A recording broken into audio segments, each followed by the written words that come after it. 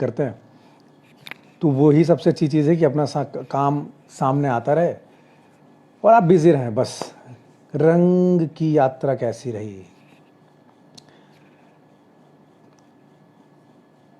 बहुत छोटी है। वैसे दरअसल देखा जाए तो कहने के लिए हो जाता है कि आप बचपन से काम कर रहे हो, लेकिन जब से जिस वक्त आप ये तय करते हो कि हाँ मुझे इसी फील्ड में ही काम करना है, शायद असली रंगमंच या असली वो एक एक्टरपन तभी पैदा होता है, या एक रंगमंच का रंगकर्मी तभी बनता है। बचपन में तो आप जब 11, 10 साल, 8 साल की उम्र में जब होते हो, जिस उम्र में हम थे, तो वो मज़े के लिए होता है कि जब आप रोज़ जा रहे हैं, अपने फ्रेंड से मिल रहे हैं, टिफ़िन खा रहे हैं साथ में, मस्ती कर रहे हैं गर्मी की छुट्टियों में। वो होता है कि शायद अपने दिमाग को या अपने माहौल को बदलने के लिए आप कहीं एक जगह पे आ जाते हैं और वहाँ आप इंजॉय करते हैं, उस कम्युनिटी को एंजॉय करते हैं, उन लोगों को एंजॉय करते हैं, उस टाइम को एंजॉय करते हैं। लेकिन जब आप 17, 18, 19 साल के होते हैं, जब आपको लगता है कि नहीं आपकी जेब में पैसा भी होना बहुत ज़रूरी है, तब आप शायद फिर इस फील्ड को उस नज़र से देखना शुरू करते हैं कि यार अब इसको प्रोफेशन बनाना चाहिए। या और इसी एज में ही आके, जो मेरा एक्सपीरियंस है कि इसी एज में आके कि जो साथ के जो लोग थे उन्होंने ये रास्ता छोड़ दिया, वो लोग अपने अपने पढ़ाई में चले गए, कोई आर्मी में चला गया, कोई इंजीनियरिंग कर रहा है, लेकिन शायद मुझे कोई दूसरा ऑप्शन मिला नहीं तो हम यही कर रहे हैं। और ऑप्शन मिला भी नहीं बोलना चाहिए, शायद इंटरेस्ट बहुत ज़्यादा था इस चीज़ में, और शायद कहीं मन ने अपने आप से बोल दिया था कि नहीं इस फील्ड के अलावा और तुम कोई काम नहीं कर सकते, तो लग के यही काम करो, शायद इस काम में थोड़ा बेहतर कर जाओगे। अगर कोई बिजनेस डालोगे तो वहाँ कुछ नहीं होने वाला।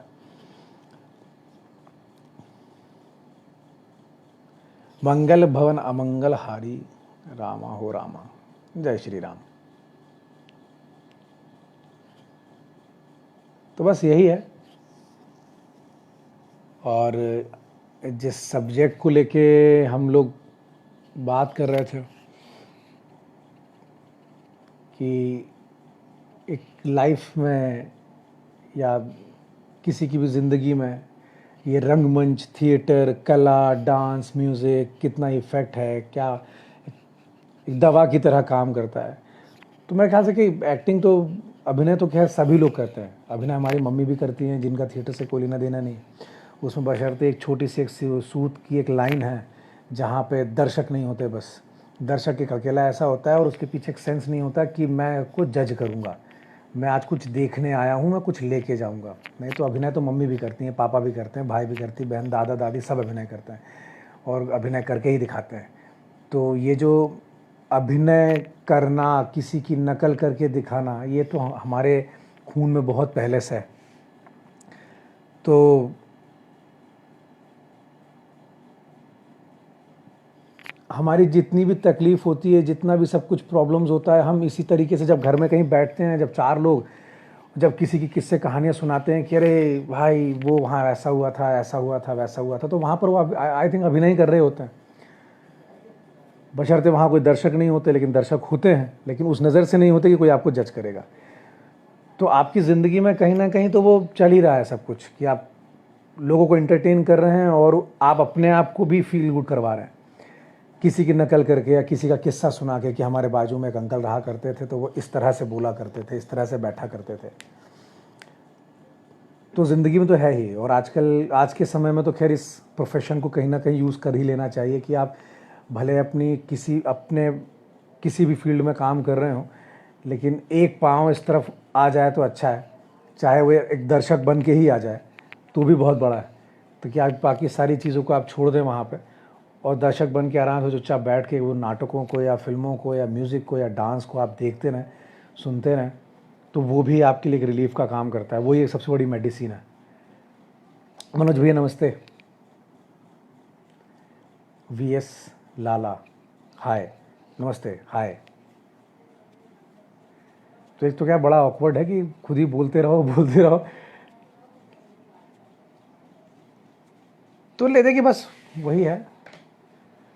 थिएटर बहुत मतलब आर्ट फील्ड ही।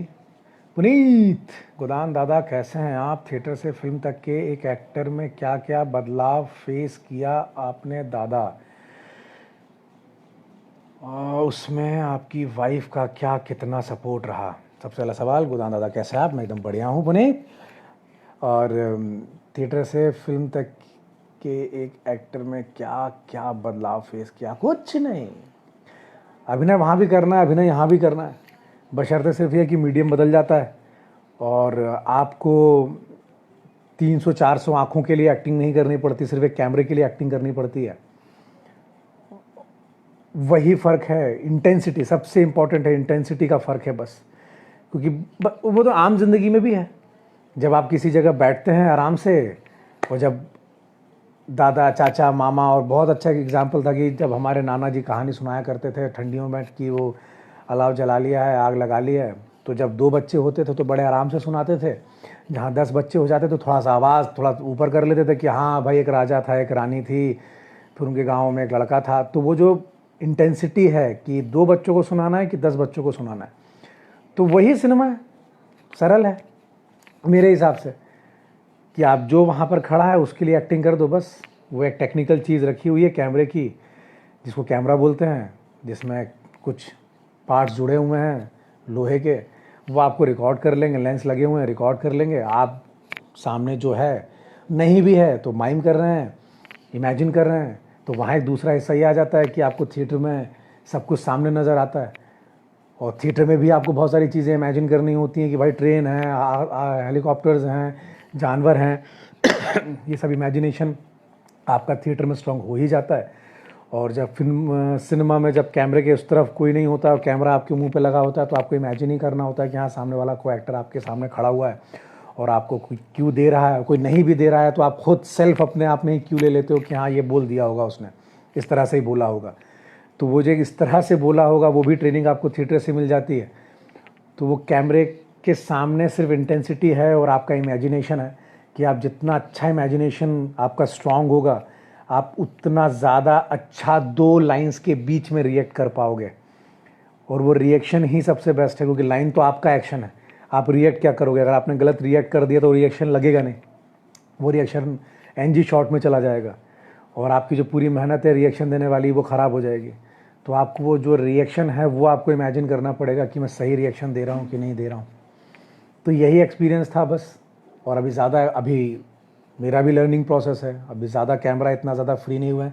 जब बात हो रही थी कि यार अब तो कैमरा करने लगे हो, तो बात ये हुई कि भाई जब थिएटर करते समय इतना लंबा सफ़र हुआ कि 96-97 से करते करते कहीं 10-12 साल के बाद समझ में आया कि एक खुले दिमाग से आराम से आप मंच पे जाके एक पॉजिटिव डर के साथ आप मंच पे खड़े होकर कुछ परफॉर्म कर रहे हो और लोग उसके लिए आए तालियां बजा रहे हैं, आपके संवादों पे हंस रहे हैं। यानी कि आप कुछ ऐसा कहीं बीच में कुछ कर रहे हो जो कहीं दर्शकों के इमेजिनेशन या उनकी कहीं हिस्ट्री में जाके आप कहीं ना कहीं एक पिन कर रहे हो और वो अचानक से वो रिलेट करते हैं और हंसते हैं।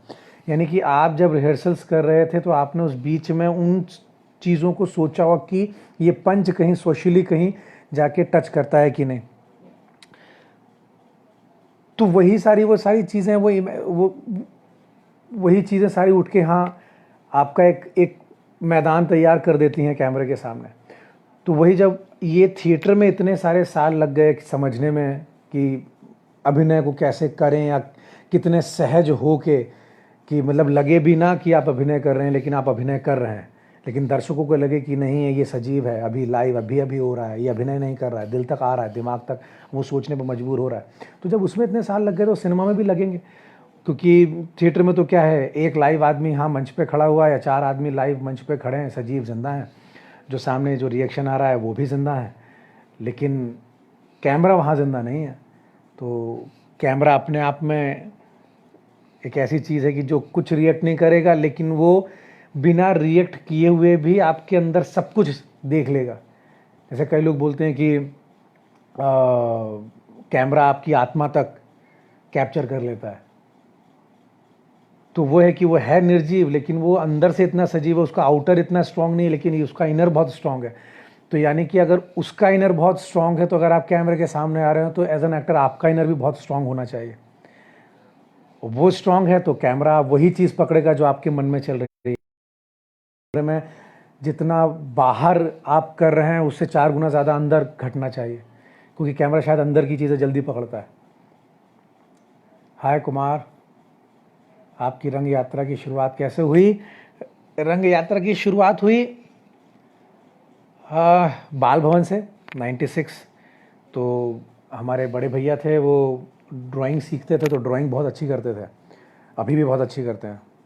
तो हमेशा यही होता है कि जो बड़ा भाई करता है वही छोटा भाई करेगा, क्योंकि इंटरेस्ट वहीं से पैदा होता है। हाय सौरभ। तो बस वहाँ लगा कि ड्राइंग सीखना है, तो पता चला कहाँ ड्राइंग, तो बोला घर के पीछे जवाहर बाल भवन है, वहाँ पे ड्राइंग, एरो मॉडलिंग और दुनिया भर की सारी चीज़ें जो बच्चों को सिखाई जाती हैं एक बेसिक, तो वो सारी चीज़ें चल रही। तो हम भी चले गए ड्राइंग में एडमिशन लेने के लिए। ड्राइंग का एडमिशन लिया, वहीं कोने में एक्टिंग क्लास चल रही थी, जो हमारे केजी चच्चा हैं, केजी सर। तो गए वहाँ, नाटक की रिहर्सल देखी, बड़ा अच्छा लगा। मैंने कहा तुझे जादू हो रहा है यार। मैंने कहा ड्राइंग में इतना मज़ा नहीं आ रहा जितना यार देखने में मज़ा आ रहा है। पहला अट्रैक्शन ये था कि सामने वाला व्यक्ति कर क्या रहा है, और ये सब लोग, ये आपस में 2-4 लोग बातें कर रहे हैं, और यहाँ सामने बैठे हैं इतने सारे मेरे उम्र के बच्चे ही सब, वो सब तालियां बजा रहे हैं, उनको अच्छा लग रहा है, हंस रहे हैं, कुछ हो रहा है, वो सब बैठे हुए हैं। और फिर दरवाजे की छेद से देख रहा हूँ और लग रहा है कि यार एक करके एक आया, फिर चले गए, फिर दूसरा ग्रुप आया। मैं कही तो बहुत मज़ा आ रहा है, सब एक दूसरे से बातें कर रहे हैं। तो बस वही एक दिन था कि लगा कि नहीं यार ये वाला काम करने में मुझे मज़ा आएगा। तो उसी दिन वहीं गए, वापस डिपार्टमेंट में गए, वहाँ अपने ड्राइंग में नाम कटवाया और नाटक में एडमिशन लिया। गए, बैठे रहे 96 97 2 साल आराम से ऐसे ही बैठा रहा, क्योंकि हमारे सीनियर बहुत सारे लोग थे, उनको देख देख के बहुत सीखा। फिर जाके पहला नाटक किया सलोनी गोरैया, तो उसमें बहुत छोटा सा रोल किया। तो वहीं से शुरुआत हुई एक नाटक से, जिसमें भैंस का रोल किया था, एक छोटा सा, जो रास्ता दिखाता है सलोनी गोरैया को, इतना ही सा था। देन उसका फिर अली बाबा 40 शो, फिर हर साल हम 5 6 8 नाटक कर रहे हैं। 2002 तक, 2003 तक यही करते रहे बाल भवन में, 97 96 97 तक से। तो वो चलता रहा बस।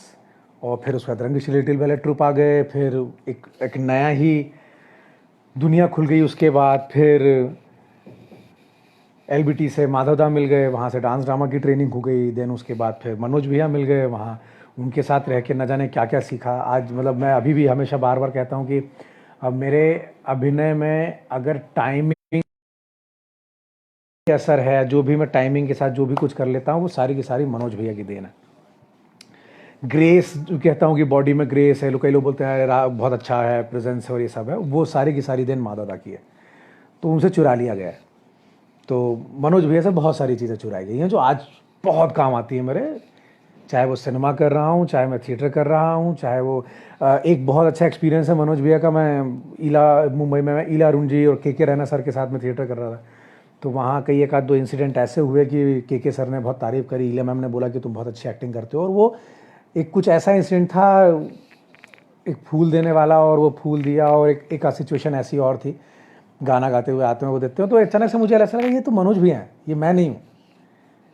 यहाँ अचानक से बॉडी से मनोज भैया निकल कर आए, मनोज नायर। तो वो कहीं कहीं एक रिफ्लेक्ट होता है, और तब समझ में आता है कि जब आपकी एक जर्नी बहुत लंबी हो जाती है और आप लंबे समय तक एक किसी चीज़ में लग के काम करने लगते हो, तो कहीं ना कहीं आपकी बॉडी में वो कहीं ना कहीं घुस जाता है। और वो होता भले किसी और का, लेकिन वो ना जाने कब आप उसको अपना बना लेते हो, और वो आपके बॉडी स्ट्रक्चर, आपके फेशियल एक्सप्रेशन से वो चीज़ें बाहर आने लगती हैं। तो वो किसी और का नहीं होता, वो आपका हो जाता है। तो यही सारी चीज़ें, रंग यात्रा ऐसी रही। फिर उसके बाद ड्रामा स्कूल, देन फिर मुंबई। पहले जवाब के लिए बहुत बहुत शुक्रिया दादा, आपने दूसरे सवाल का जवाब नहीं दिया। अच्छा है, देखो यार, दूसरा सवाल ये था कि और उसमें आपकी वाइफ का कितना सपोर्ट है। बहुत यार, लाइफ, शादी का तो वैसी लाइफ बदल जाती है, और चीज़ें सारी बदलती हैं, सपोर्ट मिलता है। और मुंबई में तो यही हुआ कि जब मुंबई पहुँचे तो आपको कोई थाली लेके तो खड़ा नहीं है कि आइए आपको कोई तिलक करेगा वहाँ पे, कि आइए राजा महाराज आपके लिए सिंहासन खाली है। तो उस वक्त एक जो लाइफ पार्टनर होता है, क्योंकि शादी हो गई थी, तो वो बहुत बड़ा सपोर्ट है, क्योंकि आपको वो फिज़िकली मेंटली बहुत सपोर्ट मिलता है वहाँ से। कि कुछ चीज़ें ऐसी होती हैं कि आप किसी के सामने शेयर नहीं कर सकते। आप या तो अपने घर वाले, मतलब मम्मी से शेयर करोगे, स्पेशली जो मेरा एक्सपीरियंस है कि लड़के हमेशा मम्मी से शेयर करते हैं, पापा से नहीं, या अपने बड़े भाई से शेयर करोगे अगर आपका बॉन्ड बहुत अच्छा है। तो मेरी कुछ बहुत सारी चीज़ें ऐसी हैं लाइफ की कि मैंने अपने बड़े भाई से बहुत शेयर करी, और उसका हमेशा, मतलब मेरे बड़े भाई का यह रहा है कि कभी भी जीवन में अगर कहीं भी प्रॉब्लम में फंसता हूँ, आज की डेट में भी, तो सबसे पहला दिमाग में ये ख्याल आता है कि भाई को फ़ोन करो, वही है जो हर चीज़ से निकाल के बाहर निकाल लेंगे कि कहीं प्रॉब्लम में फंसेगा, मुझे मालूम मेरा पीछे मेरा बड़ा भाई खड़ा है, वो मुझे निकाल लेगा, तो उसकी टेंशन नहीं है। और फिर जब आपकी शादी हो जाती है तो उसके बाद फिर आपकी वाइफ, तो वो ये लोग ऐड ऑन होते रहते हैं। तो बहुत सपोर्ट था। वो अगर ना दे, मेंटली सपोर्ट ना दे, तो आप तो अपनी बाकी आपकी जो प्रोफेशनल जद्दोजहद है उसमें फंसे हुए हैं, और उसके बाद फिर आपकी जो पर्सनल प्रोफेशनल जद्दोजहद है उसमें भी आप फंसे हुए हैं। तो दोनों में बैलेंस करने के लिए लाइफ पार्टनर का उसका कूल माइंड होना बहुत ज़रूरी है, समझना बहुत ज़रूरी है। तो बहुत बड़ा सपोर्ट था। हरी सदर, नमस्कार, अभिनय करते समय सहज रहने के लिए आप क्या करते हैं? मंच पर और कैमरे के सामने दोनों के संदर्भ में बताने का कष्ट करें। अभिनय करते समय सहज रहने के लिए आप क्या करते हैं? उस मोमेंट पे ही रहना है बस। जैसे हम कभी भी आम जिंदगी में जब सड़क पे घूम रहे होते हैं तो ज़रूरी भी नहीं होता कि हम, सबसे पहली बात तो सहज होना ये सबके लिए बिल्कुल अलग है। सबके लिए सहज होने के मायने बिल्कुल अलग हैं। हो सकता है कि मेरा कुछ सहज होना अलग होगा, और आपके हिसाब से आपकी जो लाइफ रही है, जहाँ आप पैदा हुए हैं, जो आपका सिनेरियो रहा होगा, आपके घर से जो आपको नेचर मिला होगा, तो आपका सहज होना बिल्कुल डिफरेंट होगा।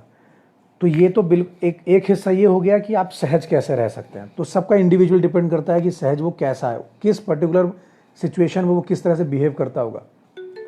तो वो सहज होना है, तो डिपेंड है आप कैसे सहज होते हैं। अब लें अभिनय के ऊपर सहज लें, तो सबसे बड़ी बात है कि जिस समय जो सिचुएशन आपके साथ है, मंच पर या कैमरे के सामने, तो आपको सिर्फ उसी सिचुएशन में ही रहना है, आपको किसी और के बारे में नहीं सोचना है। और ये तब ज़्यादा स्ट्रांग हो जाता है जब आप अपने आर्ट से प्यार करते हो, और ज़्यादा स्ट्रांग तब होता है जब आपका अपने फॉर्म के प्रति बहुत इंटरेस्ट होता है। क्योंकि जब मुझे मालूम है कि मेरा इंटरेस्ट ही परफॉर्म करना है, तो जब मैं परफॉर्म करता हूँ तो मैं सारी दुनिया भूल जाता हूँ। और परफॉर्म करते समय, क्योंकि वो एक दो बातें होती है कि जब आप परफॉर्मेंस समझ लेते हो, चीज़ों को, दुनिया को, समाज को, अभिनय को, क्राफ्ट को, सबको समझ लेते हो, तब आप डायरेक्टर हो जाते हो। लेकिन जब आप कन्वे कर लेते हो तो शायद आप एक्टर हो जाते हो, क्योंकि आपके अंदर वो क्राफ्ट आ जाता है। तो जिस समय आप परफॉर्म कर रहे होते हो तो आपको कुछ और, हमसे प्यार करते हो तो सिर्फ वही दो चेहरे सामने नजर आएंगे जो आपके सामने खड़े हुए हैं, और आपको एक सिक्स सेंस रहेगा आपके पास कि हाँ, कि ये मुझे याद रखना है कि मुझे लाइट भी फॉलो करनी है, मुझे प्रॉपर्टी भी देखनी है, मुझे सेट भी देखना है, मुझे कब एग्जिट करना है। तो एक वो छुपा हुआ हिस्सा एक्टर के पीछे हमेशा कहीं ना कहीं रहेगा। लेकिन सहज तभी रहोगे जब आप उस सिचुएशन में, जो गिवन सिचुएशन है, जो स्क्रिप्ट में दी गई है और डायरेक्टर ने उसको क्रिएट किया है, उसको ब्लॉक किया है, उसी सिचुएशन में रहेंगे। तो शायद सहज रहना इतना मुश्किल नहीं है। और सहज समय समय के हिसाब से भी आता चला जाता रहता है। तीसरा पक्ष ये भी हो सकता है कि हो सकता है कुछ लोग 1-1.5 साल में इतना सहज हो जाते हैं अभिनय में, लेकिन कई लोग 20-25 साल भी अभिनय कर रहे होते हैं और लगता है कि नहीं यार, ये सहज होकर बात नहीं कर रहा। तो वो एक स्विच है, वो कब ऑन होगा कब ऑफ होगा पता नहीं। लेकिन सहज, एक जो टेक्निकल टर्म है वो यही है कि जिस समय आप जिस सिचुएशन में हो वहीं पर है। कैमरे के सामने भी यही है, क्योंकि उस वक्त, क्योंकि कैमरे में रीटेक, जो रिहर्सल बोलते हैं, वो रीटेक उस वक्त हो रही होती है, लेकिन थिएटर में रिहर्सल्स आप 1.5 महीने से कर रहे होते हो। दोनों में है, लेकिन दोनों का बस टाइम का जो स्पैन है वो बहुत कम, ज़्यादा बड़ा है, और किसी का एक छोटा है। लेकिन रिहर्सल्स दोनों में होती हैं। जो रीटेक हो जाते हैं, जब आप शॉट देने से पहले जो आप रिहर्सल कर रहे होते हो, एक तरीके से रिहर्सल ही है, जो हम नाटकों में रिहर्सल करते हैं 1.5 महीना। तो दोनों को अगर उस हिसाब से बैलेंस करके समझेंगे तो रिहर्सल दोनों जगह हो रही हैं। तो आप उस दोनों जगह रिहर्सल में समझ जाते हो कि मुझे यहाँ है, ये चीज़ें करनी है, ये चीज़ छोड़ देनी है, और वहीं पर आप सहज हो जाते हो कि ये चीज़ करूँगा, ये चीज़ ज़्यादा नहीं करूँगा। क्योंकि अगर आप एक्टर हो तो आपको पता होना चाहिए कि इस सिचुएशन में आप एक ही लाइन को 50-25 तरह से बोल सकते हो, लेकिन आपको उन 25 तरह में से एक तरीका चुनना है जो सिचुएशन में उस मूड में बिल्कुल फिट बैठे। क्योंकि आप एक्टर हो, आपके पास क्राफ्ट है, आप सोशल चीज़ें समझते हो, तो आप तो एक लाइन को कई जगह कई तरह से बोल दोगे, तोड़ दोगे उसको, कई अलग अलग नोटेशन में बोल सकते हो, लेकिन आपको वो एक सही तरीका चुनना है। तो वही प्रेजेंस ऑफ माइंड है, वही सिक्स सेंस है। और अगर वो आपके दिमाग में है तो आपको लोगों को सोचने की ज़रूरत ही नहीं कि कोई मुझे देख रहा है, और वहीं पर आप सहज हो जाते हो कि जब आपके दिमाग में ये नहीं होता कि मुझे कोई देख रहा है। देखने वाला काम वो देखने वाले लोग कर रहे हैं। जैसे कई लोग बोलते हैं ना कि हम ऑडियंस को ये ना समझे कि उनको कुछ समझ में नहीं आ रहा है कि अरे मैं आ जाऊँ और अंत में बोलूँ कि देखो हमारे नाटक का ये संदेश था, देखो हमारे फिल्म का ये संदेश था, फिर आपने दर्शक को बेवकूफ़ समझ लिया। वो बहुत अक्लमंद है, तो उसको अपना काम करने दो, आप अपना काम करो। जो आपके सामने दो लोग हैं, आपके सामने जो कैमरा है, जो को एक्टर्स हैं, जो सिचुएशन है, जो को एक्टर हैं वो फिजिकली आपके सामने है, जो सिचुएशन है वो इनविजिबल है, वो आपके दिमाग में है। बस उन दोनों के बारे में सोचिए, बाकी सहज होना अपने आप हो जाएगा। मंच पर और कैमरे के सामने दोनों के संदर्भ में, हाँ बिल्कुल यही। अभी के रंगमंच और पहले के रंगमंच में आप क्या परिवर्तन देखते हैं? परिवर्तन बस थोड़ा फास्ट भागना ही है। जो मेरे लाइफ का एक बहुत छोटा सा एक्सपीरियंस है कि अभी शायद मैं भी उतना परिपक्व नहीं हुआ हूँ ये बोलने के लिए, लेकिन इतना सिर्फ ये है कि जो 2011 के बाद से थिएटर, भोपाल थिएटर जो कि आपको कि रंगमंच, ये वर्ड जो है ना रंगमंच, ये बहुत बड़ा है, बहुत बहुत बड़ा है, बहुत बड़ा है। तो इसको डिस्क्राइब करना मतलब कर ही नहीं सकते आप। रंगमंच में आप क्या परिवर्तन देखते हैं अभी के रंगमंच में और पहले के रंगमंच में? बहुत मुश्किल है। सिर्फ ये है कि आप एक रंगमंच का एक छोटा सा हिस्सा है जो भोपाल में है, जिसका मैं एक बहुत बड़े सर्कल का एक छोटा सा डॉट है भोपाल में। तो उस सर्कल में बस यही देखा है कि जब 2011 के बाद थिएटर छूटा, भोपाल थिएटर छूटा और दिल्ली रहे, दिल्ली में 3 साल, फिर वहाँ रहे, फिर 1 साल पर यहाँ के डांस ड्रामा, तो इस बीच में जो एक 1.5 साल यहाँ आना जाना हुआ या रहा, उस बीच में सिर्फ ये देखा कि ना पेशेंस नहीं है। बस किसी को समय देने का या किसी को छोड़ देना किसी के ऊपर जिसके साथ आप काम कर रहे हो, वो बड़ा कम लगता है कि सब और क्या हो रहा है, एक्सपोजर मिलना जल्दी शुरू हो जाता है क्योंकि अब रास्ते बहुत ज़्यादा खुल गए हैं। सिनेमा है, सीरियल्स हैं, एड्स हैं, वेब सीरीज़ हैं और लोकल्स भी अब बहुत शुरू हो गए हैं। मोबाइल्स बहुत सारे आ गए हैं, कैमरे नॉर्मली यूज़ होने लगे हैं, तो कोई भी कभी भी शूट आप कर सकते हैं आराम से। और दोनों, इसका अच्छा पक्ष भी है, बुरा पक्ष भी है। लगता है कि हम सीख गए, हमने 2-4 नाटक कर लिए, हमें 2-4 तालियां मिल गई और हमें लगा कि अरे यार मैं तो एक्टर हो गया। और यहीं वो बड़ी प्रॉब्लम हो जाती है कि आप अभी उतने पक्के नहीं हो पाए अभिनय में। इवन मैं भी अभी कहता हूँ कि अभी मुझे भी इतना टाइम हो गया करते करते, तो कभी कभी अभी भी डर लगता है, घबराहट होती है। अभी भी लगता है कि अरे यार अभिनय को समझ पाते हैं कि नहीं समझ पाते। जब सीनियर्स लोग जैसे हमारे विनीत दा हैं या सत्यादा हैं जो सीनियर हैं, एनएसडी के ही हैं, और भी बहुत सारे लोग, जब वो अभिनय के बारे में सवाल पूछते हैं तो दिल कांपता है कि क्या जवाब दोगे आप। अभी भी आप इस रंगमंच को या अभिनय को अभी भी आप उतनी अच्छी तरह से समझ पा रहे हैं कि नहीं समझ पा रहे हैं? स्पेशली मेरे लिए, मैं तो नहीं जवाब दे पाता। मैं क्या जवाब दूँ? क्या करते हो, क्या है आपके अंदर ऐसा अभिनय में जो आप अपने आप को एक इस तरह से डिस्क्राइब करोगे? नहीं, आज भी आंसर नहीं है कि आप अपने आप को डिस्क्राइब कर सको। तो वही है कि बहुत बड़ा सब्जेक्ट है। तो बस वही कि अभी इस सिचुएशन में जो मुझसे उम्र में थोड़े 10-12-15 साल छोटे, तो उनका तो पेशेंस नहीं दिखता। उनको किसी भी एक पॉइंट पे कि ये अभिनय करने के इतने सारे जो पॉइंट्स हैं, उस पॉइंट में चलो एक पॉइंट हम पकड़ लेते हैं अभिनय के, आज इस पक्ष पे काम करेंगे या बात करेंगे। तो पेशेंस नहीं है, बात नहीं करना। ख्याल बहुत है कि ऐसा कर देंगे वैसा कर देंगे, लेकिन उसके ऊपर लग के काम करना। कुछ लोग जो मिले, और कुछ लोग ऐसे हैं कि जिनसे मैं खुद जाके बहुत प्यार से कि भाई तुम्हारे जैसा अभिनय शायद मैं भी ना कर पाऊँ। हमारे शहर के एक एक्टर हैं जिनका नाम है जैकी, भोपाल के ही हैं। तो उसका अभिनय देख के मुझे लगता है कि मैंने कहा ये तो कमाल है। मैंने कहा शायद जैसा अभिनय तुम मंच पर कर रहे हो वैसा मैं शायद ही कभी कर पाऊँ। इतना डेप्थ, इतना ट्रुथ उसके अंदर है। बाकी कुछ लोगों से जो मिलना होता है वैसे ही मिलना होता है कि यार क्या है, क्या कर रहे हो, रुक तो जाओ, कम से कम चलो आओ बात करते हैं। एक ही टॉपिक पे कम से कम 7-8 घंटे तक बात करते हैं। और अगर वो 7-8 घंटे अगर आप एक ही सब्जेक्ट पे बात करो, कहते हैं ना कि फिजिकल मेमोरी होती है एक्टर के पास, कि जब आप एक ही बार एक ही एक्सरसाइज, जब हम जिम जाते हैं, हम रोज़ पुशअप्स लगाते हैं, तो कहीं ना कहीं वो चेस्ट आपका बिल्डअप होने लगता है। लेकिन ये इंटरनली कहीं हम थिएटर वाले नहीं करते। जो नाटक यंग लड़के लोग हैं, या जो जिस तरह से जो लोग जितने परसेंटेज मुझे मिले हैं, अगर आप कर लो, आप एक ही टॉपिक पर आओ, आधा घंटा, 1 घंटा, 2 घंटा, 5 घंटा, 10 घंटा एक ही टॉपिक पे बात करते हैं, लेयर्स तोड़ते हैं उसकी, खोजते हैं, निकालते हैं। वो बड़ा मुश्किल हो गया है, बोर हो जाते हैं आजकल के। वो होता है ना कि फास्ट फूड हो गया तो चलो आप जल्दी से 2 मिनट का मैगी बनाते हैं और खाते हैं और पेट भर जाएगा। तो वो बड़ा अटपटा लगता है कि उनको बोरियत होने लगती है, अरे यार चलो नेक्स्ट, हाँ चलो अगले अगला कुछ बात करते हैं, हाँ हो गया ये तो सीख लिया, मतलब ये हो गया कि सुन लिया है तो सीख लिया। मतलब हम डांस कर रहे हैं और बैठे हैं और एलबीटी में डांस कर रहे हैं, चौक पे बिठा दिया और माँ दादा बोल रहे हैं कि हाँ ठीक है एक, तो बैठे हुए हैं 10 काउंट है, नॉर्मल लग रहा है कि 10 काउंट करना है, लेकिन 10 काउंट 15 मिनट में ख़त्म हो रहा है। तो वो आपकी फिजिकल मेमोरी में जा रहा है कहीं ना कहीं, और वो कब ज़िंदगी भर आपके पास रहेगा। तो वो थोड़ा सा मिसिंग लगता है और कुछ नहीं। अगर वो एक चीज़ पक्ष और कमज़ोर जो है अगर वो मजबूत हो जाए चुनिंदा कुछ लोगों में, तो वो भी बहुत अच्छा ग्रो कर सकते हैं। बशर्ते सिर्फ ये होता है कि वो सिर्फ इसलिए चीज़ें जन्म लेती हैं कि आपके अंदर उस चीज़ को लेके इंटरेस्ट है कि नहीं। अगर वो इंटरेस्ट है तो आप हर चीज़ करने के लिए तैयार होते हो अपने फॉर्म के लिए। और क्या बात, अरे योगी क्या बात है, नाइस टू सी यू। एक सवाल, how to relax as an actor, और कैसे पता चलेगा कि वो रिलैक्सेशन का प्रेजेंटेशन तो नहीं है। ये सब इंडिविजुअली है यार।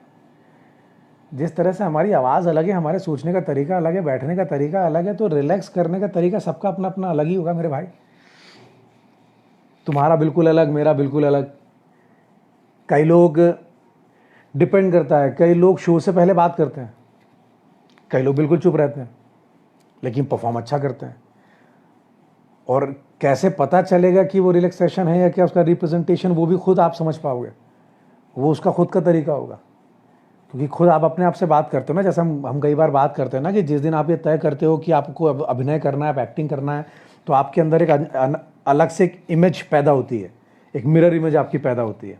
आपके अंदर फिर एक एक्टर रहने लगता है, और वो रोज़ आपकी उससे बातचीत होने लगती है कि अरे यार भाई क्या किया तूने आज, आज तूने ऑब्जर्व किया वहाँ पे ऐसा ऐसा हुआ था, ऐसा ऐसा हुआ था, रात में करते हैं, शाम को जब भी चुपचाप बैठे 2-3 घंटे सेपरेट हो जाते हैं। तो वो अपने आप से किससे बात करो, अपने आप के एक्टर से ही बात कर रहे होते हैं जो उसके अंदर जी रहा होता है। तो वही बताता है कि भाई तू नकली कर रहा है कि असली कर रहा है, सब सही है कि गलत है। तो डिपेंड करता है सब पे। उसी एक्टर से लगातार जूझ रहे होते हो, समय दर समय वो एक्टर भी बड़ा होने लगता है। जब आप जिस समय आप तय करते हो कि नहीं मुझे रंगमंच या मुझे एक्टिंग ही करनी है, तो वो आप उसी दिन पैदा होता है। फिर जब आप किसी एक अपने पार्टनर से मिलते हो, किसी एक व्यक्ति से मिलते हो, तो वो आपको बताता है कि नहीं आप ये चीज़ गलत कर रहा है।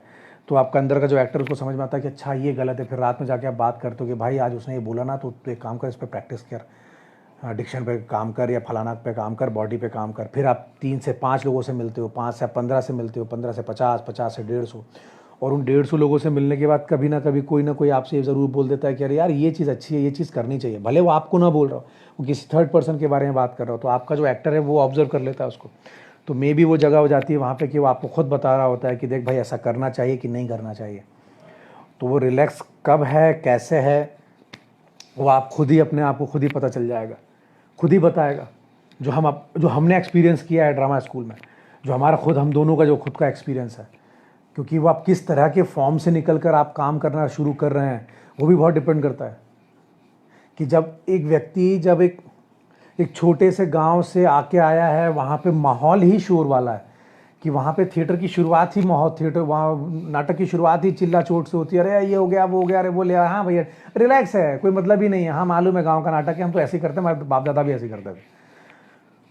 तो उस करने का तरीका वही है, और वो उसके लिए बहुत पॉजिटिव है। और एक जगह बिल्कुल है कि मतलब नाटक शुरू होने से पहले 1.5 घंटा 2 घंटा किसी से बात ही नहीं करनी है, चुपचाप लेटना है, तो वो भी एक तरीका है। आप किस सिचुएशन से निकल कर आ रहे हो। कहीं वो हम रिलैक्सेशन का दिखावा तो नहीं कर रहे, वो कैसे पता चलेगा, वो वही है, कैसे पता चलेगा, कैसे हो आपका खुद, आपके अंदर जो आपका अंदर एक्टर रह रहा है वो खुद ही बताएगा ना कि भाई तू एक्टिंग कर रहा है। और अगर आपका एक्टर जो आपके अंदर रह रहा है अगर वो आपसे बात नहीं कर रहा तो भी एक प्रॉब्लम है। आपको खुद पता चलता है ना, जिस दिन हमने तो एक्सपीरियंस भी किया ना, कि जब हम शो कर रहे होते हैं और हम अचानक से शो के बाद हम बाहर आते हैं और हमसे बोलते हैं यार अच्छा नहीं किया यार, ये कौन है जो ये बोल रहा है जो हमने अच्छा नहीं किया यार आज। ये वही है, जब आप एक्टिंग कर रहे थे तो हम बार बार कहते हैं ना कि जब आप विंग्स के अंदर रहते हैं तब आप 80% एक्टर होते हैं और 20% कैरेक्टर होते हैं। जैसे ही आप स्टेज पर आते हैं तो आप 80% आप कैरेक्टर हो जाते हैं और 20% एक्टर हो जाते हैं, क्योंकि आपका एक सेंस भी चल रहा होता है कि मुझे क्या करना है क्या नहीं करना। कुछ गलती होती है, फंबल होता है, तो आप बैलेंस भी करते हो, कुछ चीज़ें गड़बड़ होती हैं तो। और वही जो अंदर जो छुपा हुआ होता है वो जो आपके अंदर का जो एक्टर है, जो कैरेक्टर बन के एक्टिंग कर रहा है, वही विंग्स में आके और नाटक खत्म होने के बाद ये बोलता है कि यार आज अच्छा नहीं किया, और आज वही बोलता है कि आज बहुत अच्छा किया यार, पिछला शो अच्छा नहीं था, या आगे वाला शो कैसा होगा। तो वही आपको बता देगा कि भाई रिलैक्स हो, कि ये दिखावा कर रहे हो। और अगर वो नहीं बोल रहा है, अगर वो आपका एंटी नहीं जा रहा है आपका एक्टर, तो फिर आपके एक्टर में प्रॉब्लम है, जो अंदर आपके रह रहा है, जो आपको बार बार आपसे आर्ग्यू नहीं करता। मैं तो बहुत जल्दी मानने के लिए तैयार हूँ, मतलब स्पेशली मेरे साथ तो मानने के लिए बहुत जल्दी तैयार हो जाता हूँ कि भाई मैंने बिल्कुल ठीक नहीं किया। मतलब यहाँ मैं हूँ, मैं कमज़ोर हूँ इस मामले में। मैं हो सकता है कि मैं किसी इमोशन को नहीं अच्छे से दिखा पाता, लेकिन अब मैं बोलूँ कि नहीं अरे मैंने तो बहुत अच्छा किया, तो यहाँ पर मेरी कमी है, मेरे आर्ट में कमी है, मेरे पर्सन होने पे कमी है, मेरे एक्टर होने पे कमी है। अगर मैं अपनी कमियों को एक्सेप्ट नहीं कर रहा हूँ तो, क्योंकि मेरी कमियाँ मेरा एक्टर ही गिना रहा है मुझे अंदर से कि भाई तू श्रृंगार अच्छा नहीं कर सकता, तू क्रोध और तू वीर बहुत अच्छा कर लेता है, ये मैं मानता हूँ। तो वही है कि वो आपका एक्टर ही आपको बता देगा। और ये क्या था, VS लाल जी आज के रंगकर्मियों को क्या कहना चाहते हैं, वही जो इससे पहले जो बात हुई, लग के काम करना है और कुछ नहीं।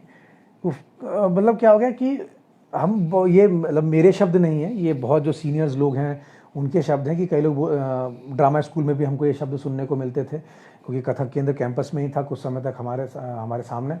तो यही बोलते थे कि कथक जो क्लासिकल फॉर्म हुआ, म्यूज़िक वाले हुए, डांस वाले हुए, इनका एक रूटीन होता है और ये लोग उस रूटीन को फॉलो करते हैं, और उस फॉलो करने में ये हर चीज़ तय है, रियाज़ करना, सब कुछ करना, बैठना, बात करना, पढ़ना। और बोले ये जो सबसे बड़ी कमी है ये एक्टर में देखी जाती है कि वो कुछ नहीं करता। उसको सिर्फ ये लगता है कि मैं शो के 2-3 दिन पहले कुछ अच्छी से तैयारी कर लूँगा, एक आध पंच मार दूंगा, इम्प्रोवाइज़ कर दूंगा स्टेज पे और तालियां बटोर लूँगा।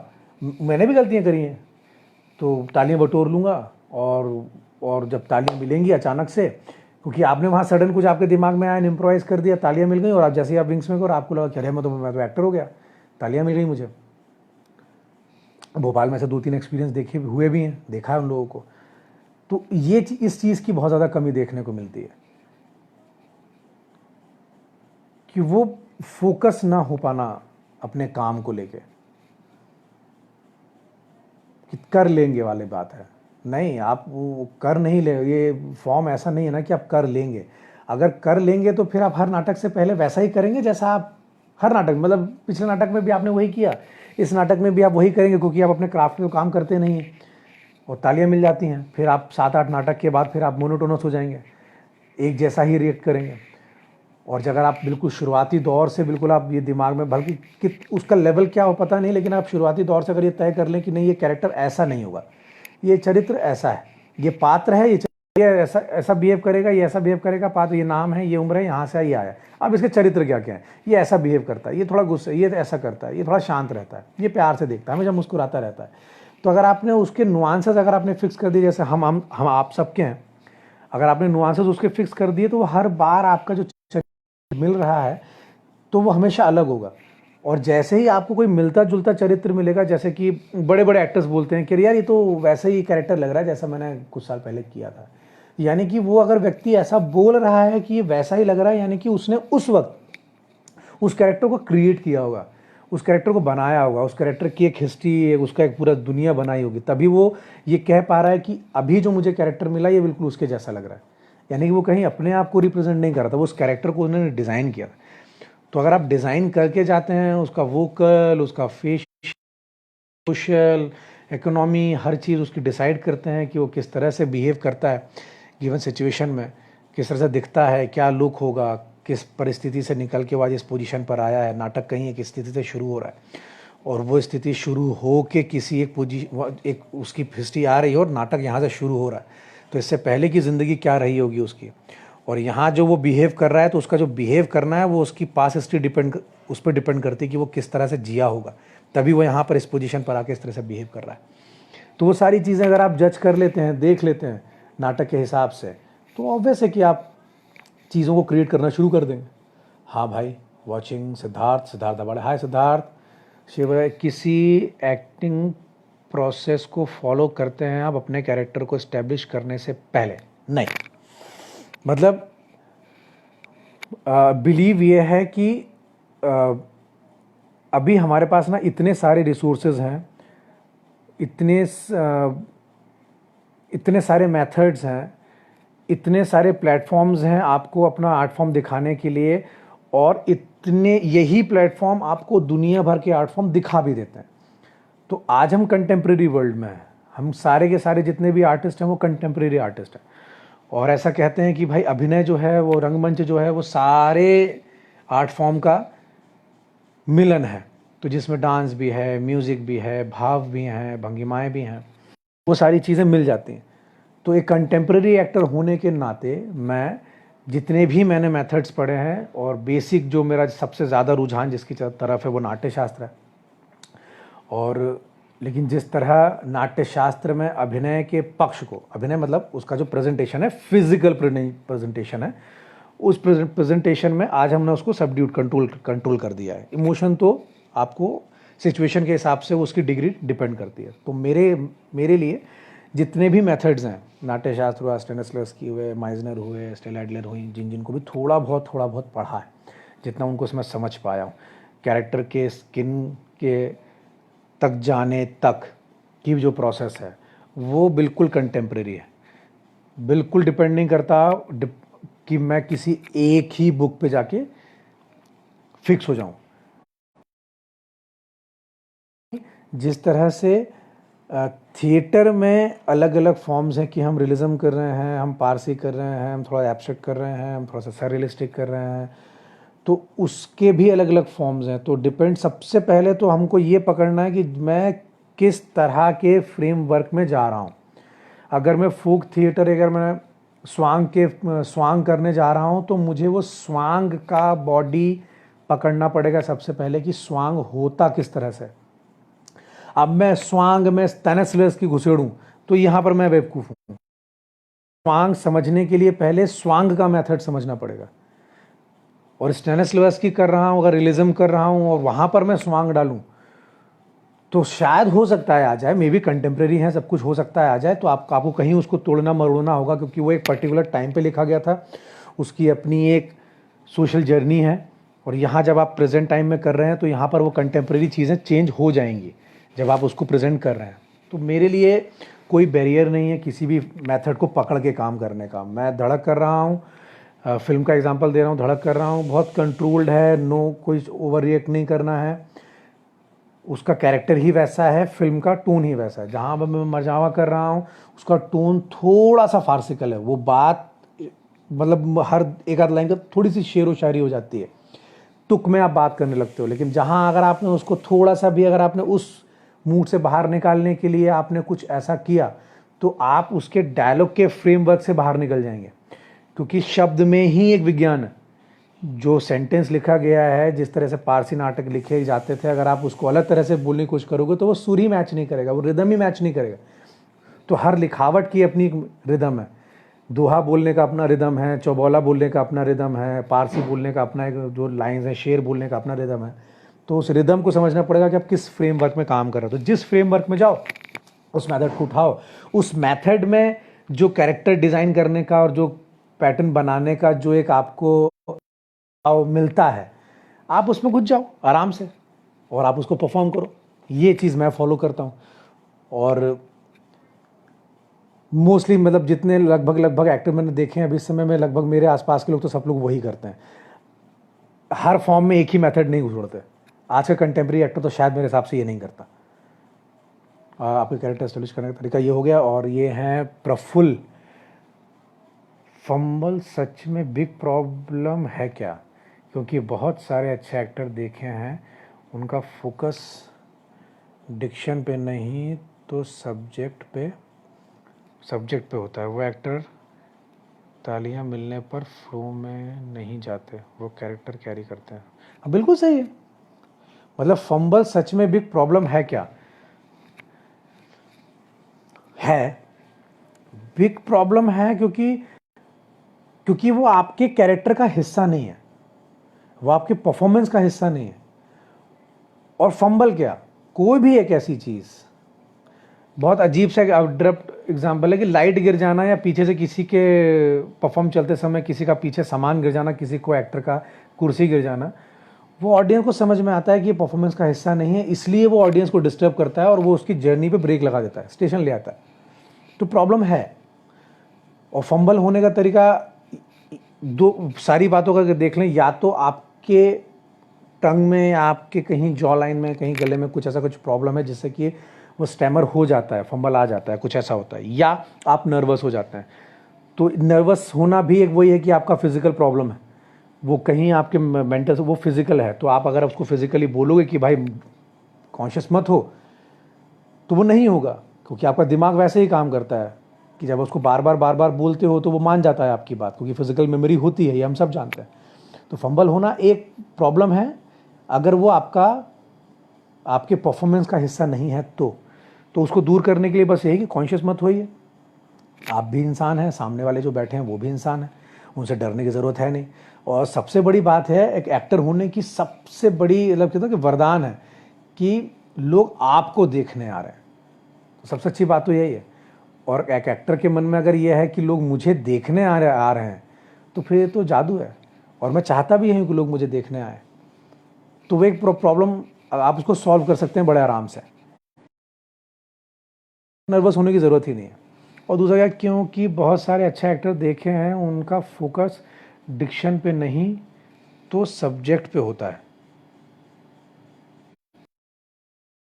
तो डिक्शन अगर वो ऐसे नॉर्मली बात करते करते हाँ फंबल कहीं आ रहा है, तो उसने वो उसको कैरेक्टर बनाया होता है। हम जैसे आम जिंदगी में बात करते हैं, अगर वो सजीव अभिनय, अगर वो लाइव वैसी बात कर रहे हैं रियलिस्टिक की, तो हम फंबल करते हैं, मैं भी कर रहा हूँ अभी।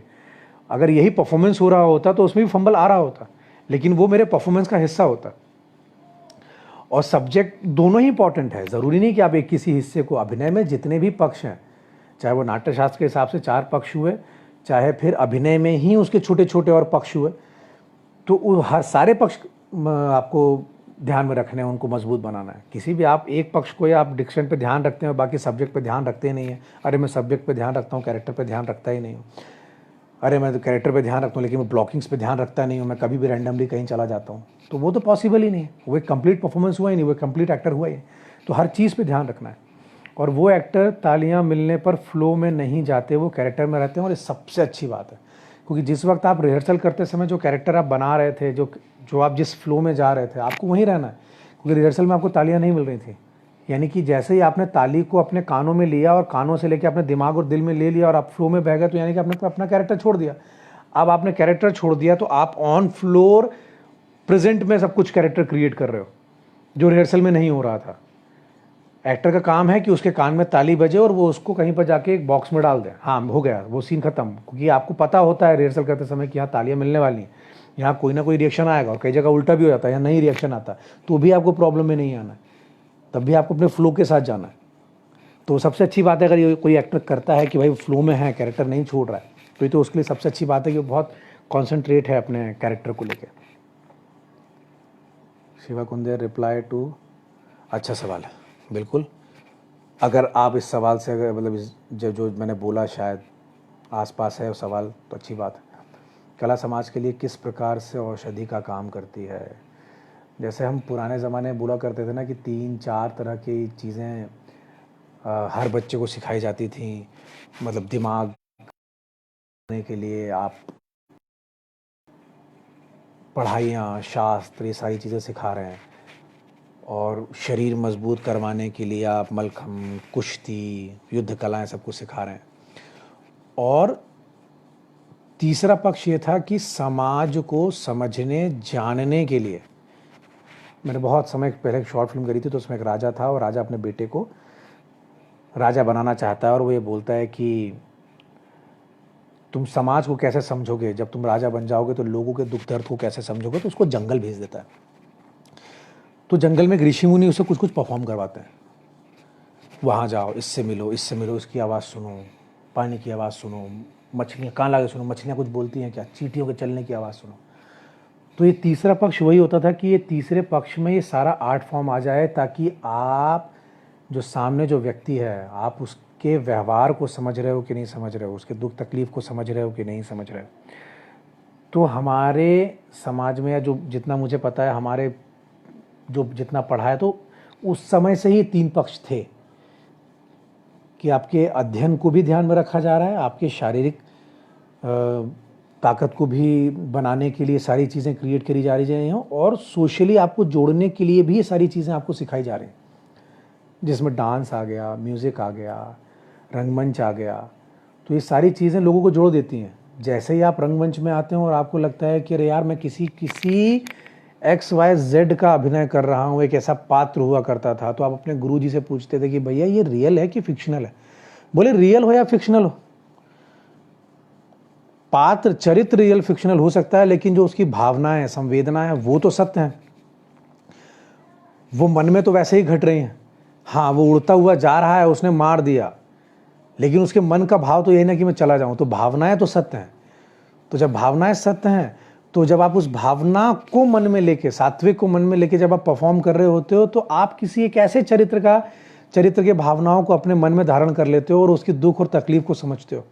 तो जैसे ही आप एक कलाकार का विचार, कलाकार के एक रूप को ओढ़ते हो अपने ऊपर, समाज में जो सारी कुरीतियां हैं, अच्छी नीतियां हैं, वो सब दिखने लगती, नजर आने लगती हैं, क्योंकि आप उसका रिप्लिका कहीं ना कहीं मंच पे कर रहे हो, आप उसका रिप्लिका कहीं ना कहीं किताबों में पढ़ रहे हो, आप उसका रिप्लिका कहीं ना कहीं किसी को मंच पे प्रदर्शन को देख रहे हो, किसी दूसरे एक्टर को करते हुए। तो आप दूसरे की संवेदनाओं को समझने लगते हो जब आप खुद उस सर्कल में आ जाते हो। तो इसलिए कहते हैं कि जो आर्ट फॉर्म जो है, उसने शुरू से ही हमारे समाज को बचाया है। वो सौहार्द हो जाता है उसका, वो सॉफ्ट हार्टेड हो जाता है जैसे ही आप आर्ट में आते हो। जैसे आप आर्ट में आते हो तो आपके लिए कोई जाति वर्ग, कहीं ऊंच नीच, पैसे वाला गरीब, ये सारी चीज़ें ख़त्म हो जाती हैं। कितनी अच्छी बात है कि जैसे ही आप नाटक में जब आप आते हो और जब आप अपने हॉल में घुसते हो और वहाँ पे अलग अलग जाति के लोग, अलग अलग फाइनेंशियल स्टेटस वाले लोग आपके साथ आके बैठते हैं और आपके गले में हाथ डालते हैं, और उसी सिचुएशन में कहीं आप कुछ इम्प्रोवाइज़ कर रहे होते हो तो ऊंची जाति का आदमी छोटी जाति, बहुत गलत है, लेकिन एक एग्जाम्पल है कि जो बाहर के लोग हमारे रंगमंच को इस तरह से देखते हैं कि अरे वहाँ मत, तो वो गले लग रहे हैं, हाथ जोड़ रहे हैं। किसी नाटक में आप भगवान बने हैं और वही आपका पैर छू रहा है, तो वो सारी चीज़ें, वो उस हॉल में घुसने के बाद या उस सभागार में घुसने के बाद वो सारी चीज़ें एकदम से सब खत्म हो जाती हैं, सब इक्वल हो जाते हैं, सब बराबर हो जाते हैं वहाँ पर। क्योंकि कितनी अच्छी, मतलब एक आदिल सर की क्लास बहुत अच्छी, मतलब लगता था कि पहले टाइम पे कि सुना था कि आदिल सर क्लास लेने आते हैं, और हम लास्ट क्लास के शुरुआती समय में या क्लास के लास्ट में वो सब एक दूसरे के पैर छूते हैं, स्टूडेंट्स के पैर छूते हैं। हमारी क्लास भी तो हम सब एक दूसरे के पैर छू रहे जब आदिल सर की क्लास हुई, तो ये क्या है? तो बोले ये वो जो कहते हैं ना, ये जादू है, मैजिक है। ये आप किसी के सामने झुक गए, आपके मन में जो एक फील है कि मैं इससे बड़ा हूँ, मैं इससे सब कुछ बेहतर हूँ, अरे मैं इससे अच्छा अभिनय कर लेता हूँ, अरे मेरे जेब में मेरे पहनने का स्टाइल बहुत अच्छा है, अरे मेरे खाने का स्टाइल बहुत अच्छा है, अरे मुझे इंग्लिश आती है, अरे मुझे ये आता है, मेरे पास बहुत पैसा है, और सब खत्म, सब कुछ खत्म हो जाता है वहाँ पर। तो आर्ट फॉर्म में जैसे ही आप इंटर करते हैं, आप अलग से ही, आप दुनिया की जो छोटी बड़ी जो मान्यताएं और ये सब सारी चीज़ों से बिल्कुल अलग हो जाते हैं। तो वो जो एक सवाल यही कि प्रकार औषधि क्या है? ये तो एक तरह की अमृत है। हम जैसे लोगों के लिए तो अमृत ही है। हम एक दूसरे का जूठा खा लेते हैं, इससे बड़ी बात और क्या हो जाती है? और समाज और हम ही लोग जो हैं, जो आर्ट फॉर्म में आ गए हैं, वही लोगों को बता देते हैं कि भाई देखो यार, हम तो सब एक ही साथ खड़े हुए हैं, आराम से बैठे हुए हैं यार, आप लोग कहाँ पर क्या कर रहे हो? देखो, आपके समाज की ये चीज़ें उठा के हमने मंच पे दिखा दी हैं, और ज़रूरी भी नहीं भी दिखाई हैं, डायरेक्ट नहीं दिखा रहे हैं कुछ भी, किसी भी तरीके से आपके। और खैर, आर्ट का जन्म तो खैर शायद जितने भी आर्ट फॉर्म्स हुए हैं, सब समाज के किसी एक प्रॉब्लम को सॉल्व करने के लिए, या किसी एक ऐसे पक्ष को जिससे कि पूरी सोसाइटी को दिक्कत हो रही थी, तो वहाँ से लगा कि चलो इस तरह से मैं 25-30 लोगों को ला के बिठा के दिखाता हूँ और बताता हूँ कि देखो ऐसा प्रॉब्लम हो रहा है, अगर आप लोग ऐसा नहीं करेंगे तो सारी चीज़ें सॉल्व हो जाएंगी। शुरू हुआ था किसी और चीज़ से कि चाहे भाई जा रहे हैं, मारने जा रहे हैं जंगल में, और आके बता रहे हैं कि देखो ऐसे ऐसे मारा, तो वहाँ से परफॉर्मेंस शुरू हुई। शायद किसी को लगी भी होगी चोट, और चोट लगी होगी तो उसने वो भी करके दिखाया होगा कि देखो ये जो था ना, ये जब शेर के पास गया तो उसको चोट लगी, गिर गया। तो जो सामने लोग बैठ के देख रहे हैं यार, तो चोट लगने से दर्द होता है। तो वो सारी चीज़ें समाज से ही निकल कर आई, समाज में ही वापस चली गई, और जो कला से लोग जुड़ गए वो इक्वल हो गए सारे के सारे। और वो हमेशा यही काम करते हैं कि देखो यार, हम तो एक साथ बैठेंगे, एक साथ उठेंगे, और आप ही को बोलते हैं कि भाई अगर आप भी ये करना शुरू कर दो तो ये जो सारा भी जो अप एंड डाउन है, जो वो सब खत्म हो जाना, सब खत्म होने वाला है। क्योंकि अभी भी कई जगह देखने को मिलता है कि जब आप अभी रिसेंटली, मतलब अभी तो जब 96 97 में जब मैंने थिएटर करना शुरू किया तो गांव में मेरे लोग बोलते थे कि क्या है, नचैया है क्या, शादी बारात में नाचेगा क्या। और अभी भी कई लोग बोलते हैं कि क्या है ना, क्या कर नाटक नौटंकी। बशर्ते अब ये हो गया कि अब सबके हाथ में मल्टीमीडिया मोबाइल आ गया है, तो अब थोड़ा सा सिनेरियो चेंज हुआ है। तो लेकिन अभी भी इस अपने फॉर्म को कोई प्रोफेशन बनाने की तैयारी में अगर हो जाए तो भी फैमिली वाले भी प्रॉब्लम करते हैं। लेकिन अब ये नहीं सोच रहे कि आप आउटर तो देख रहे हो, लेकिन वो इनर से कितना साफ हो जाएगा। आउटर में आपको लगेगा कि हाँ तकलीफ है, लेकिन तकलीफ नहीं है। अगर वो अपने आप को संयम में रखे, सीमित रखे। कुछ चीज़ें, एक ऐसा पक्ष भी है कि जो लोग बोलते हैं कि अरे यार ये लोग थोड़ा बिगड़ैल हो जाते हैं, तो वो पक्ष में बिल्कुल नहीं मानता कि वो अपने हाथ में डिपेंड करता है। और वो पक्ष किसी भी फील्ड में आ सकता है, ज़रूरी नहीं कि किसी रंगमंच में ही वो पक्ष वाले लोग हैं जो इस तरह का काम करते हैं। वो चाहे डॉक्टर्स हों, इंजीनियर्स हों, XYZ जो भी फील्ड हो, उस तरह का काम करने वाले लोग आपको हर फील्ड में मिलेंगे। उसमें रंगमंच का और किसी फील्ड का दोष नहीं है। जो फील्ड है वो अपने आप में पवित्र है। उस फील्ड में काम करने वाले लोग, कोई एक्सपर्ट होते हैं, कई लोग लर्निंग प्रोसेस में होते हैं, कई लोग बहुत ही बेसिक होते हैं, और कुछ लोग उसके अबव होते हैं। तो लोगों से वो चीज़ बनती बिगड़ती है। आर्ट फॉर्म तो अपने आप में ज़िंदा है और हमेशा रहेगा, और हमेशा बेस्ट है समाज के लिए।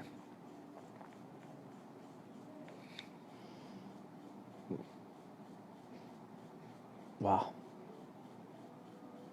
और कुछ शिवा?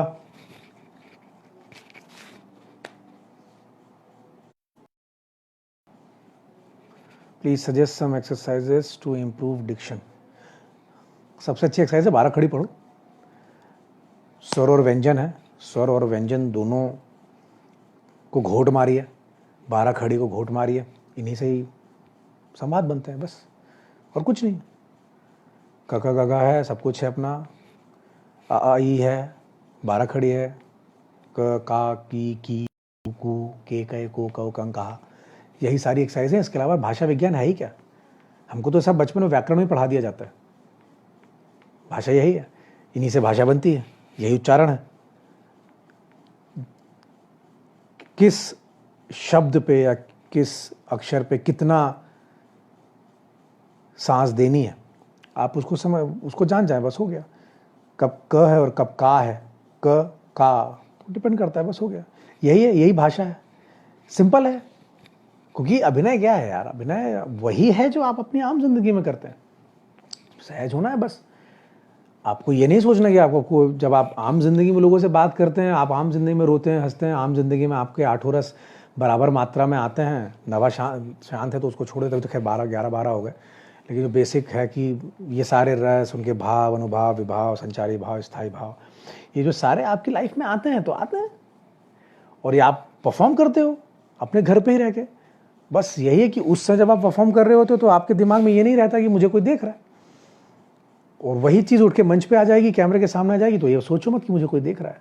गिवन सिचुएशन है, उस गिवन सिचुएशन में आपको परफॉर्म करना है बस। और डिक्शन यही है, जो आपके स्वर और आपके जो व्यंजन है, और 12 खड़ी है, उन दोनों को मिला के, मतलब स्वर हुए, व्यंजन हुए, और स्वर और व्यंजन को अगर मिला दो तो 12 खड़ी हो जाती है। 3 चीज़ें हैं आपके पास। दिन में अगर आपने 5 बार भी प्रैक्टिस कर ली तो आपका डिक्शन यूँ ठीक होने लगेगा। जब आप 5 बार ये पढ़ रहे हैं डिक्शन के लिए, 3 एक्सरसाइज ये कर रहे हैं, और अगर किसी शब्द के उच्चारण में अगर आपको तकलीफ हो रही है तो उसके तकलीफ के लिए आपके पास बहुत सारी एक्सरसाइजेज हैं, जो आपको कहीं आपके जो जिनके साथ आप काम कर रहे हैं वो आपको बता देंगे, आप कुछ सीनियर्स होंगे वो आपको बता देंगे। यूट्यूब में बहुत सारी चीज़ें हैं, उसके कुछ ट्यूटोरियल्स पड़े हुए हैं, वो आप देख लेंगे। लेकिन 3 चीज़ों से ही सब कुछ मिलता है, स्वर, व्यंजन, 12 खड़ी, वही सारी चीज़ें हैं। और बुक्स हैं, बुक्स पढ़िए, ताकि जो आप एक्सरसाइज कर रहे हैं उसका प्रैक्टिकल यहाँ बुक्स पढ़ने के साथ हो जाएगा। क्या प्रैक्टिकल कर लेंगे यहाँ पे, और वही प्रैक्टिकल जो आप बुक्स में पढ़ रहे हैं, यहाँ पे आपने एक्सरसाइज करी, आपने बुक्स पढ़ के उसका प्रैक्टिकल किया। अब यहाँ 2 लोगों को सामने बिठा दीजिए, और उनके सामने परफॉर्म कर दीजिए, ये मैंने पढ़ा है। अब कहाँ कहाँ डिक्शन में प्रॉब्लम है ये बता दे भाई, सामने वाला बता देगा। नहीं बताएगा तो अब आपके पास बहुत अच्छा मोबाइल है, उसमें रिकॉर्डर है, उसको रिकॉर्ड करिए, रिकॉर्ड करके सुनिए। जब आप जा को जा बोलेंगे तो आपको खुद समझ में आएगा, अरे मैं तो उल्टा बोल रहा हूँ, मैं सा को शाह बोल रहा हूँ, तो आपको समझ में आ जाएगा। जैसे ही आपको समझ में आएगा आप उसको ठीक करने में लग जाएंगे, डिक्शन की प्रॉब्लम वहाँ ख़त्म। तो स्वर व्यंजन 12 खड़ी, उसकी प्रैक्टिस, उसका प्रैक्टिकल, उसका परफॉर्मेंस, देन उसके बाद उसको करेक्शन में ठीक करना है। इसके अलावा कोई है ही नहीं, बहुत सिंपल सी चीज़ है। थैंक यू सो मच भैया, कमाल का सेशन रहा। Thank you Shiva, thank you, hi Pratibha. तो आप सबका थैंक यू बहुत बहुत। मुझे सुना, आपने सवाल किए, अच्छा लगा। मुझे बहुत दिनों के बाद कुछ बोलने का मौका मिला। और बाकी जितने लोग भी आए थे, जितनी भी मात्रा थी, उन सबको मेरी तरफ से thank you, thank you, thank you so much. और भविष्य में मिलेंगे ज़रूर। और इस लॉकडाउन के समय आप लोग स्वस्थ रहें, सुरक्षित रहें, अपने घर पे रहें और कुछ क्रिएटिव करते रहें। और ये सबसे अच्छी बात है कि अभी समझ में आया कि हम सबकी ज़िंदगी एक दूसरे से कैसे जुड़ी हुई है, कि अगर एक आदमी भी अगर बाहर है तो उस एक आदमी से हम 1 करोड़ हो सकते हैं।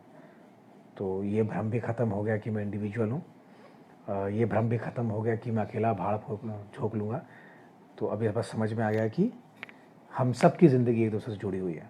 अगर हम में से कोई भी एक गलती करता है तो हो सकता है कि आने वाले 5 साल के बाद वो गलती ट्रैवल करती करती करती करती करती हमारे पास भी आ जाए। तो वही है कि हम सब जुड़े हुए हैं और हमेशा जुड़े रहें, अच्छे में भी बुरे में भी, और ये साथ हमेशा बना रहे। जयप्रकाश हेलो, हाय प्रफुल्ल जी, अभी आपका शेड्यूल क्या है, और आज जब काम नहीं होता तब क्या क्या कर सकते हैं? अभी आपका शेड्यूल क्या है? मेरा शेड्यूल कुछ नहीं, सुबह आराम से सो के उठता हूँ, थोड़ी देर आराम से बैठता हूँ, सोचता हूँ, क्योंकि वही टाइम होता है रात में सोने से पहले, और सुबह उठ गया थोड़ा आराम से लेटे रहे बिस्तर में। सबसे अच्छा तरीका जो मैं करता हूँ, बार बार सुबह उठता हूँ, 10-15 मिनट तक आराम से लेटा रहता हूँ, वो सोचता रहता हूँ, कुछ ना कुछ दिमाग में चलता रहता है। और गो विद द फ्लो, जो दिमाग में आ रहा है उसको सोचो। एक्टर की लाइफ में कोई भी चीज़ अननेसेसरी नहीं होती। कहते हैं कि हमारे दिमाग में बंदर होता है जिसको हम मंकी माइंड जिसको बोलते हैं, बौद्धिज्म में भी मंकी माइंड बोलते हैं, जिसको आप कंट्रोल में करते हो। तो ऐसा कई लोग बोलते हैं कि एक्टर के दिमाग में जो मंकी है वो बहुत ही चंचल होना चाहिए, लेकिन उसके एक हिस्से में नकील होनी चाहिए, और शुरुआती दौर में भागता रहे जहाँ उसको भागना है। क्योंकि आपने कई बार नोटिस किया होगा, जब आप कुछ सोचते हो तो आप अचानक से आपको लगता है क्या सोच रहा हूँ मैं, फिर आप कुछ करना कुछ और चाहते हो, लेकिन वो दिमाग करवाता कुछ और है। वो मंकी माइंड है, वो उसको वो जाना चाहता है गाँव, और आप लेकर आना चाहते हो उसको शहर। तो उसको जाने दो, जहाँ वो जा रहा है जाने दो, भागने दो। शुरुआत में भागेगा, तो वही है, उसको भागने दो, सुबह रात में जहाँ जा रहा है जाने दो। तो वही प्रोसेस है मंकी माइंड का। सुबह वो चलता रहता है 10-15 मिनट, दिन भर एक्सरसाइज करते हैं, फिजिकल एक्सरसाइज चल जाती है, दिन भर फिर बॉडी एक्सरसाइज करते हैं। फिर लिखना शुरू किया है, अभी शॉर्ट फिल्म्स बनाना शुरू किया है, तो घर में कुछ काम है नहीं तो खुद ही कुछ लिखते हैं, यूट्यूब में डाल देते हैं उन फिल्मों को, ताकि आपकी एक्टिंग भी सुधर रही है। और बार बार आप अपने आप को कैमरे में देखते हो, मोबाइल पे देखते हो, तो आपको लगता है कि अच्छा ये छोटे छोटे नुआंसेस भी काम आता है, इतना भी कर दो तो नोटिस होता है कैमरे में। तो ये प्रोसेस है। शाम तक फिर कुछ अपना करते हैं। वाइफ हैं, उनकी डांस क्लासेस हैं, वो भी डांसर हैं। मेरे ब्रदर इन लॉ हैं, साले साहब हैं, वो भी डांसर हैं, तो उनका भी हम लोग कुछ क्रिएटिव करते रहते हैं। कभी डांस परफॉर्म करते हैं तो मैं कभी डांस शूट करता हूँ, वो मेरी फिल्म शूट करते हैं, हम कभी उसके स्कूल का काम शूट करते हैं। तो दिन भर यही चलता रहता है। और जब आप काम नहीं होता तब क्या क्या कर सकते, और जब भी मैंने बोला ना, एक्टर की लाइफ तो कुछ पॉइंट ही नहीं है, इन्फिनिटी पॉइंट ही नहीं है। वो इन्फिनिटी मतलब चलते रहे, मतलब जो भी, मतलब अगर आप डॉक्टर की किताब, डॉक्टर बनने की किताब भी पढ़ रहे हैं तो भी आपको एज एन एक्टर वो कभी ना कभी किसी ना किसी समय में काम ज़रूर दी जाएगी। तो ऐसा कोई काम नहीं है जो आप ना करें, आपका जो मन करता है करें। सिर्फ आपके पांचों सेंसेस जागते रहें, और दूसरा सिर्फ ये कि जो आप चीज़ें कर रहे हैं आप उसका कभी ना कभी फ्यूचर में उसका रेप्लिका कर सकते हैं कि नहीं, उसको रीजनरेट कर सकते हैं कि नहीं। तो ऐसा कोई काम नहीं जो एक्टर को ऐसा है कि नरे नहीं करना चाहिए, करना चाहिए, सब करना चाहिए, सब सब, जिससे कि बस वो वैसा काम ना हो जिससे कि किसी को भी सामने वाले व्यक्ति को मानसिक और शारीरिक तकलीफ हो, बस। बाकी आपको जो करना हो करो। और एक उसको मैं बार बार कहता हूँ कि हमारे दिमाग में छोटे छोटे ना, जैसे हम लैपटॉप पे या डेस्कटॉप पे हम ड्राइव्स बना लेते हैं, C drive, D drive, E drive, F drive, तो हमको भी ऐसे ड्राइव बना लेनी चाहिए और हमें उन ड्राइव में पता चल जाना चाहिए कि मैं इस सेक्शन को सी ड्राइव में डाल दूंगा, ये सॉफ्टवेयर हैं, इसी सेक्शन को मैं डी ड्राइव में डाल दूंगा, ये फैमिली है, इसी सेक्शन को मैं ई ड्राइव में डाल दूंगा, ये मेरा प्रोफेशन है। तो जैसे जैसे आप उसको करोगे, उसके भी ड्राइव के अंदर भी फोल्डर आ जाएंगे, तो सारी चीज़ें क्लियर आएंगी कि हाँ, किसी समय आएगा, उस समय मैं उसको निकालूंगा, इसको रिक्रिएट करूँगा और उसी इमोशन के साथ या उसको तोड़ मरोड़ के कैसे भी उसका जूस निकालूंगा और कोई कैरेक्टर बनाऊंगा, किसी की हंसी ले लूँगा, किसी का चलना ले लूँगा, किसी का रोना ले लूँगा, किसी का बिहेवियर ले लूँगा, किसी का बैठने का स्टाइल ले लूँगा, किसी का चलने का स्टाइल ले लूँगा और उनको मिक्स करूँगा, कुछ कैरेक्टर बनाऊँगा, उसको परफॉर्म करूँगा, देन वापस अपने अपने फोल्डर में डाल दूँगा। तो यही करना है। ऐसी कोई चीज़ नहीं कि कुछ जो ना हो एक्टर के लिए मना हो, मेरे हिसाब से बस वही कि किसी को शारीरिक और मानसिक तकलीफ ना हो जो आपके सामने वाला व्यक्ति है। बहुत बढ़िया सेशन गोदान दादा, अभिनय के बारे में बहुत जानकारी मिली आपसे। Thank you Pawan, thank you so much. पर जो है यार, थैंक यू गोदान भैया, thank you Shubham, thank you Hari, hi Hari, शुक्रिया। तो अब रवानगी डाली जाए, और जो रवानगी का सवाल था वो पहले ही बोल दिया गया। तो आप सभी का थैंक यू सो मच। आप लोग यहाँ थे, जितने भी लोग थे जो सुन रहे थे। बहुत सारी चीज़ें आप खुद जानते होंगे, आपको खुद पता होंगी। सुनते सुनते आपको ये लग रहा होगा कि ये हम जानते हैं, और बहुत अच्छी बात है अगर जानते हैं। और सारी चीज़ों को अभिनय में अगर कहीं कुछ चीज़ें यूज़ हो सकें तो करते रहेंगे, जीवन में कहीं यूज़ हो सके तो यूज़ करते रहेंगे। तो thank you so much, thank you Shiva इस सेशन के लिए, और बाकी जो आप लोग हैं आप सबसे जुड़ने के लिए। तो thank you so much, thank you.